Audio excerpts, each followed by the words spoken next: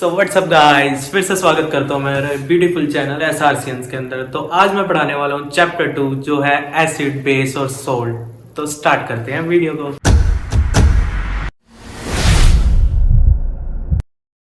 तो स्टार्ट करते हैं हमारे पहले टॉपिक से। तो पहला टॉपिक है हमारा रिएक्शन। अब रिएक्शन किस चीज़ की? रिएक्शन हमारी है मेटल प्लस एसिड जो बनाती है सोल्ट और हाइड्रोजन। इसका एक छोटा सा एग्जांपल लेते हैं। लाइक एक मेटल लेते हैं हम सोडियम। अगर मैं सोडियम को मिला देता हूँ किसमें? HCl में, तो ये क्या बनेगा? तो देखो नॉर्मल सी बात है, हमें सबसे पहले जो याद रखना है वो है हाइड्रोजन की। हर बार हाइड्रोजन तो निकालनी है। तो देखो क्या यहाँ पे मुझे हाइड्रोजन एक सिंगल दिख रही है, मतलब इस हाइड्रोजन को मुझे डबल करना है। तो डबल के लिए एज बैलेंसिंग के हिसाब से मुझे यहाँ पे 2 लगाना पड़ेगा। तो ये हमारा जो हाइड्रोजन है यहाँ तो सीधा भाग जाएगा। तो ये भाग गया, बचा क्या? एक Na और एक बचा Cl। तो मैं सीधा सीधा लिख सकता हूँ यहाँ क्या बनेगा? NaCl। जस्ट उसी के हिसाब से मैं आपको बताना चाहूंगा। देखो Cl डबल हो गया था क्योंकि यहाँ पे बैलेंसिंग थी, तो मुझे इसे भी क्या करना पड़ेगा? डबल, और इसे भी क्या करना पड़ेगा? डबल। तो ये बैलेंसिंग है जो मेरी एक वीडियो के अंदर तुम्हें देखने को मिल सकती है। फिर मैं बात करता हूँ कैल्शियम को लेकर। अब कैल्शियम क्या है? कैल्शियम, इसको भी मैं HCl के साथ रिएक्ट करवाऊंगा। तो सबसे पहले मुझे हाइड्रोजन को भगाना है। हाइड्रोजन को भगाने के लिए मैं यहाँ पे 2 लगाऊंगा। हाइड्रोजन सीधा भाग गया, बचा क्या? एक हमारे पास Ca और एक बचा Cl। तो पहले वाले की तरह तुम भी सोचोगे कि सर क्या करना चाहिए, हमें 2 लगाना चाहिए। तो 2 नहीं लगा सकते। क्यों? बिकॉज देखो अगर तुम देखो तो वैलेंसी होती है Ca की वो 2+ होती है और Cl की होती है वो -1 होती है। और अगर इनको मैं पैरों में गिराऊं, मतलब ये हमारे 9 चैप्टर का टॉपिक है, तो वो क्या बनाते हैं? CaCl2। तो यहाँ पे हमारा सोल्ट क्या आ जाएगा? Calcium chloride. और हमारा जो गैस है वो कौन सी निकलने वाली है? हाइड्रोजन। ये गैस है जो ऊपर जा रही है। फिर मैं बात करता हूँ मेटल का। अगर बेस के साथ रिएक्ट करवाया जाए तो क्या बनने वाला है? तो देखो जो ये मेटल होते हैं ना, एसिड के साथ तो बहुत जल्दी रिएक्ट करते हैं। क्यों? बिकॉज हमने पढ़ा हुआ है कि जो मेटल के ऑक्साइड्स है, मेटल के ऑक्साइड नॉर्मली कैसे होते हैं? बेसिक। तो बेसिक चीज किसके साथ रिएक्ट कर सकती है? एसिड के साथ में। लेकिन अब ये पहले से ही बेस के अंदर वर्क करते हैं, तो बेस के साथ कैसा रिएक्ट करने वाले हैं? तो देखो हमें 2 ही मेटल बताए गए हैं इसके अंदर, जिंक और एल्यूमिनियम। मतलब क्लास 10th के हिसाब से इतना बहुत है। वो कौन से हैं? सिर्फ इनकी रिएक्शन है NaOH के साथ में, और वापस इसकी भी रिएक्शन किसके साथ में? NaOH के साथ में। दोनों रिएक्शन मुझे करनी है। मेन चीज वही कि हाइड्रोजन मुझे दोनों बार निकालना है। तो हाइड्रोजन में दोनों बार यहाँ पे लिख सकता हूँ प्लस। तो देखो अगर मुझे हाइड्रोजन निकालना है तो यहाँ पे हाइड्रोजन सिंगल है, मुझे वापस क्या करना पड़ेगा? डबल। और डबल किया तो मेरा सोडियम भी डबल हुआ और ऑक्सीजन भी क्या हुआ? डबल हुआ। Zn है वो सोडियम से थोड़ा कम रिएक्टिव होता है, इसीलिए मैं लिखूंगा Na2, साथ में आएगा Zn और उसके बाद लास्ट में आएगा O2। इसे क्या बोला जाता है? Sodium zincate. तो ये नाम याद रखना, बहुत इंपॉर्टेंट रिएक्शन रहती है, सिर्फ 2 ही। और यहाँ पे भी हमारा क्या बनेगा? सेम का सेम Na2, बिकॉज यहाँ पे मैं डबल करूंगा फॉर हाइड्रोजन गैस। और उसके बाद में यहाँ पे हमारा रहेगा Al और लास्ट में निकलेगा O2। तो ये हमारी रहती है रिएक्शन किसकी? मेटल को जब मैं रिएक्ट करवाऊं एसिड और बेस के साथ में। तो आगे बढ़ते हैं, स्टार्ट करते हैं मेटल कार्बोनेट की रिएक्शन को। तो देखो मेटल कार्बोनेट क्या होता है, तो मैं एक एग्जांपल लेता हूँ Na2CO3। तो थोड़ा सा इसको एसिड के साथ में रिएक्ट करवाना है। ये Na2 लिखा हुआ है। तो देखो ऐसी रिएक्शन को अगर जल्दी करना है तो याद रखना पड़ता है। लाइक हमने फर्स्ट रिएक्शन में पढ़ा कि हमें हाइड्रोजन चाहिए, इसमें क्या चाहिए? CO2 और H2O। मतलब मुझे कार्बन डाइऑक्साइड और वाटर को हर बार पहले निकाल देना है हाइड्रोजन के जैसे। तो यहाँ पे देखो, यहाँ मुझे एक हाइड्रोजन दिख रहा है, यहाँ पे मुझे ऑक्सीजन भी दिख रहा है, कार्बन भी दिख रही है, लेकिन इसे मैं निकालूं कैसे? तो इसे मैं कुछ तोड़ देता हूँ। लाइक मैं लिखता हूँ Na कितनी बार है? 2 बार। फिर उसके बाद C 1 2 3, ऑक्सीजन कितनी बार? 3 बार। एक बार हाइड्रोजन और एक बार क्या है? क्लोरीन। मुझे वाटर बनाने के लिए हाइड्रोजन डबल चाहिए, तो मैं HCl को क्या करने वाला हूँ? डबल। तो H एक बार और आएगा और Cl भी एक बार और आने वाला है। इसके बाद अगर देखा जाए तो मुझे क्या चाहिए? CO2। तो तुम देख सकते हो यहाँ से मैं CO2 आराम से निकाल सकता हूँ। और रही बात हाइड्रोजन की, तो यहाँ से मैं निकाल सकता हूँ 2 बार हाइड्रोजन और 1 बार वाटर। तो ये चीज तो हो चुकी है, बचा क्या? 2 बार Na और 2 बार Cl। तो आसानी से इसको मैं तोड़ते हुए क्या लिख सकता हूँ कि 2NaCl बनने वाला है, साथ में बनेगा CO2 और साथ में बनेगा H2O। मेन थिंग याद क्या रखना है? CO2 और H2O, कि CO2 और H2O को सबसे पहले निकाल दो। लाइक जस्ट एक और एग्जांपल लेते हैं कि अगर मैं कैल्शियम का कार्बोनेट लेके चलूं उसकी अगर मैं रिएक्शन करवाता हूँ HCl के साथ में, तो सेम पहले तो मुझे वाटर बनाने के लिए लाइक यहाँ डबल किया था, तो मैं एक बार डबल तो जरूरी करूंगा। यहाँ पे एक बार कैल्शियम बचा हुआ है, एक बार C और 3 बार उसके है ऑक्सीजन, यहाँ 2 बार हाइड्रोजन और 2 बार Cl।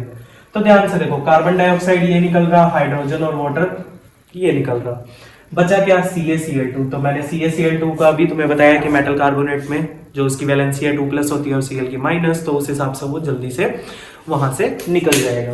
बात करते हैं बाइकार्बोनेट की। बाइकार्बोनेट क्या होता है, तो देखो जस्ट यहाँ पे हमने कार्बोनेट है, बाय का मतलब होता है कि अगर इसमें मैं जोड़ दूं हाइड्रोजन, तो इसे हाइड्रोजन कार्बोनेट के भी नाम से जाना जाता है। इसमें मैं लिखूंगा NaHCO3। अच्छा, थोड़ा सा इसको भी बना के दिखा देता हूँ ये कैसे बना। तो Na की वैलेंसी होती है +1 और कार्बोनेट की वैलेंसी होती है 2-। तो ये इसके पैर में, ये इसके पैर में, तो ये हमारा बन जाता है Na2CO3। और HCO के अंदर ये माइनस रहता है, ये भी प्लस का, मतलब Na ये रहता है हमारा +1 और HCO3 है वो हमारा रहता है -1। तो दोनों न्यूट्रल हो जाते हैं 1-1, तो इन्हें मैं सीधा लिख सकता हूँ NaHCO3। NaHCO3 में एक चीज जो ध्यान रखनी है वो चीज क्या है हमारी, कि अगर मैं यहाँ पे एसिड लेता हूँ HCl, तो ये HCl को मुझे डबल करने की जरूरत नहीं है। क्यों? बिकॉज हाइड्रोजन यहाँ से डबल, एक यहाँ से ऑक्सीजन और 2 कार्बन डाइऑक्साइड के साथ में ये तो बना ही लूंगा। बचा क्या? Na और साथ में बचा Cl। तो वही सेम की सेम रिएक्शन जो ऊपर बन रही है, बस अगर मैं यहाँ पे 2 ना लगाऊं तो सेम की सेम रिएक्शन मुझे मिल जाएगी। तो आगे बढ़ते हैं न्यूट्रलाइजेशन रिएक्शन की तरफ। तो ये है हमारी न्यूट्रलाइजेशन रिएक्शन, एसिड बेस और बना रहे क्या, सोल्ट और वाटर। तो जैसे कि हमने 2 रिएक्शन के अंदर पढ़ा कि अगर मैं मेटल की एसिड या बेस के साथ करूं तो हाइड्रोजन पहले निकालना है, कार्बोनेट के साथ करूं तो CO2 और H2O पहले निकालना है। तो यहाँ पे भी क्या याद रखना है कि हमें पहले क्या निकालना है, H2 मतलब वाटर, मतलब एसिड एक जो सिंपल लेते हैं H2SO4। किस आप कहोगे सर आपको HCl के अलावा कुछ आता नहीं क्या, तो कुछ न्यू लेते हैं। और बेस में लेने वाला हूँ NaOH। तो देखो तोड़ने पे है डिपेंड कि आप इस चीज को तोड़ कैसे रहे हो। तो देखो ये कैसा लिखा हुआ है, 2 बार हाइड्रोजन और 1 बार क्या लिखा हुआ है, सल्फेट पे 4 बार ऑक्सीजन, 1 2 3 4। यहाँ लिखा हुआ है Na और साथ में लिखा हुआ है O और 1 बार लिखा हुआ है H, है ना। तो मुझे सबसे पहले क्या बनाना है, वाटर। तो वाटर बनाने के लिए मुझे 2 हाइड्रोजन चाहिए और 1 वाटर चाहिए। भाई ये तो बन गया, कोई दिक्कत वाली बात नहीं है। लेकिन मैं सोच रहा हूँ कि अगर देखो यहाँ पे एक और हाइड्रोजन होता तो मैं वाटर एक और बना सकता था आराम से। तो अगर मैं इस चीज को डबल कर दूं, डबल करने का क्या मतलब है कि यहाँ पे एक बार Na O और H, मतलब 2 बार हाइड्रोजन और 1 बार ऑक्सीजन, 4 बन चुका है, दिख रहे हैं। तो देखो ये तो SO4 वापस बन गया और 2 बार क्या बन चुका है, N। तो क्या बन जाएगा, Na2SO4 प्लस H2O, पानी पानी। तो यहाँ पे पानी निकालो और सोल्ट बना लो, ठीक है। वाटर के बारे में कुछ बताना चाहूंगा कि वाटर है वो एक एसिड और बेस दोनों की तरह काम कर सकता है। मतलब अगर हम किसी रिएक्शन के अंदर किसी बेस को ले रहे हैं, मतलब बेस कैसा हो सकता है, मेटेलिक ऑक्साइड हो सकता है या, तो इसकी सारी जो रिएक्शन है ना वो तुम्हारी बुक के अंदर दी हुई है। एक बार चेक करोगे ना तो सारी रिएक्शन तुम्हें अच्छे से समझ आ जाएंगी। समझना क्या है कि बस लास्ट में निकालना क्या है, सबसे पहले निकालें क्या। तो देखो ये तोड़ने वाली ट्रिक मैं तुम्हें बता सकता हूँ कि कैसे तुम्हें उस चीज को तोड़ना है। तो देखो तोड़ा कैसे, हाइड्रोजन 2 बार था तो 2 बार हाइड्रोजन लिखा, SO4 था तो S के पैर में 4 बार O लगा दिया। अब मैंने यहाँ वाटर तो निकाल लिया, तो यहाँ पे वाटर को थोड़ा डबल भी कर देते हैं क्योंकि मैंने 2 बार वाटर निकाला था। तो ये वाटर हमारा हो चुका है डबल, डन। तो अब आगे बढ़ते हैं। तो अब आते हैं पीएच के ऊपर। पीएच क्या होता है, तो पीएच को बोला जाता है पोटेंस ऑफ हाइड्रोजन। पोटेंस का जो नॉर्मल मतलब है वो पावर भी कह सकते हैं कि कितनी पावर है हमारे हाइड्रोजन के अंदर। तो देखो हाइड्रोजन ही क्यों लिया गया, तो एसिड की बात करूं, अगर आयन से रिलेटेड बात करूं तो हमारा जो एसिड है कैसा देता है, H पॉजिटिव। और अगर मैं बेस की बात करने जाऊंगा तो ये हमें कौन सा देता है, OH नेगेटिव। दोनों में एक बहुत बड़ी खुफिया बात है, वो खुफिया बात क्या है कि इन दोनों में हाइड्रोजन है, इसमें पॉजिटिव वाला है उसमें नेगेटिव वाला है। तो देखो हमारा एक पीएच स्केल होता है जो होता है 0 से लेकर 14 तक, और इसके बीच में एक आता है 7। 7 क्या बोलते हैं, मैं न्यूट्रल हूँ, ठीक है, ठीक है भाई तू न्यूट्रल है मैं मान गया। फिर 0 से 7 के बीच सारी चीजें क्या रहती हैं, एसिड रहती हैं। 7 से 14 के बीच में क्या रहती हैं, बेस। तो ये हमारा पीएच बताता है, मतलब कि अगर कोई चीज है, पीएच बताएगा कौन, ये तो मैं भूल ही गया। हाँ ये बताता हूँ, ये बताता है litmus, litmus paper. Litmus paper है वो एक टाइप का इंडिकेटर होता है, दो टाइप में पाया जाता है, एक होता है रेड, एक होता है हमारा ब्लू। अगर मैं बात करूं किसकी, एसिड की, तो एसिड हमारा ब्लू को बदलता है रेड में, और अगर बात करूं बेस की तो रेड बदलता है ब्लू में। इसके ऊपर काफी क्वेश्चन भी तुम्हारे आए थे अगर तुमने 8th क्लास या 7th क्लास अच्छे से पढ़ी है। उसके बाद बात करते हैं एसिड, 0 से लेकर 7 के बीच पाए जाने वाले। एक और पॉइंट दूंगा 3, मतलब 3 से अगर यहाँ के बीच में है तो ये हमारे रहते हैं, सॉरी वीक नहीं रहते, स्ट्रॉन्ग एसिड रहते हैं। इनके बीच में रहते हैं स्ट्रॉन्ग एसिड, इस एरिया के बीच में रहते हैं वीक एसिड। अगर इसकी बात करूंगा कि एक 10 और लेता हूँ, बेस 7 से 10 के बीच, तो ये रहते हैं हमारे वीक बेस, और ये हमारे रहते हैं strong base.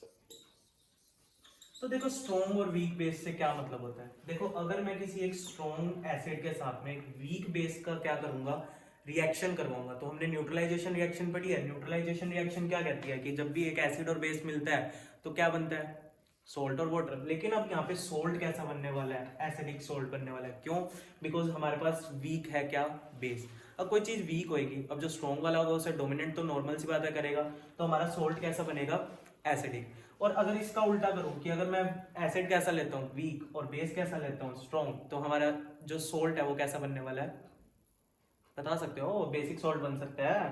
Very good very good, पता नहीं किसको बोल रहा हूँ। बात करेंगे आगे, इंपॉर्टेंस क्या होती है पीएच की, क्यों इंपॉर्टेंट होता है पीएच, क्यों हम, मतलब कि तुमने देखा होगा आजकल तो ऐड के अंदर आता रहता है इसकी पीएच इससे कम है, इसकी पीएच इससे अच्छी है, तो आपके स्किन को अच्छा करेगा, फेस को अच्छा करेगा, पता नहीं किसको किसको अच्छा करेगा। तो बात करते हैं इंपॉर्टेंस के ऊपर। तो हमारी इंपॉर्टेंस क्या है पीएच की, तो पीएच की इंपॉर्टेंस की बात करूं तो पहला है ना, तो पहली चीज आती है टूथ डिके के अंदर, कि अगर तुम्हारी, हाँ तुम्हारे कोलगेट में नमक है? नहीं, तुम्हारे टूथपेस्ट में नमक है, ये सीधा टूथ अगर 5.5 से अगर किसी की पीएच क्या हो जाती है, नीचे चली जाती है, बिलो चली जाती है, तो हमारी वो टूथ क्या हो जाती है, डिके, मतलब सड़ जाती है। उसके बाद पीएच को और कहाँ देखा जाता है, डाइजेशन के अंदर बहुत देखा जाता है। डाइजेशन में कैसे, अगर किसी को एसिडिटी की प्रॉब्लम है तो उसे एंट एसिड दिया जाता है, और ये एंट एसिड कौन सा होता है, मिल्क ऑफ मैग्नीशिया, जिसका फॉर्मूला लिख दूंगा मैं, MgOH होल ट्वाइस, है ना। तो ये मिल्क ऑफ मैग्नीशिया है, डाइजेशन के अंदर बहुत कम आती है, स्टमक के अंदर। थर्ड मैं बात करूंगा सॉइल फर्टिलिटी को लेकर, तो देखो हम खाना है वो सॉइल से ही ले पा रहे हैं, जितनी भी हमारी फसलें सॉइल के ऊपर उगती हैं, तो सारा उसकी पीएच पे डिपेंड करता है कि हम क्या करेंगे क्या नहीं करेंगे। फोर्थ अगर मैं बात करूं तो एंट बाइट हो गई, है ना, कि अगर हमें एंट ने बाइट कर लिया या स्टिंग मार दिया किसी बी ने, स्टिंग ऑफ बी, तो उसके लिए भी हम क्या करते हैं, कुछ यूज करते हैं, मेडिसिन वगैरह, क्रीम्स वगैरह, वो सारी किस पे डिपेंड करती है, हमारी पीएच लेवल पे। क्योंकि वो किसका काम करती है, उसे न्यूट्रल करने का, बिकॉज अब ये एसिड है, एंट एसिड, आप कहोगे सर एसिड है, एसिड बन रहा है तो एंट एसिड ही क्यों दे रहे हैं, तो देखो एंट एसिड का मतलब क्या है कि उसको एंटी, अब ये एंट को वैसे मतलब कि कीड़ी है, एंट का मतलब है एंटी, मतलब उस एसिड को खत्म करने का काम करने वाला है। तो यहाँ पे रहती है हमारी इंपॉर्टेंस ऑफ पीएच। तो अगर तुम्हें देखना है सोल्ट, तो अगली वीडियो के लिए सब्सक्राइब करना ना भूले।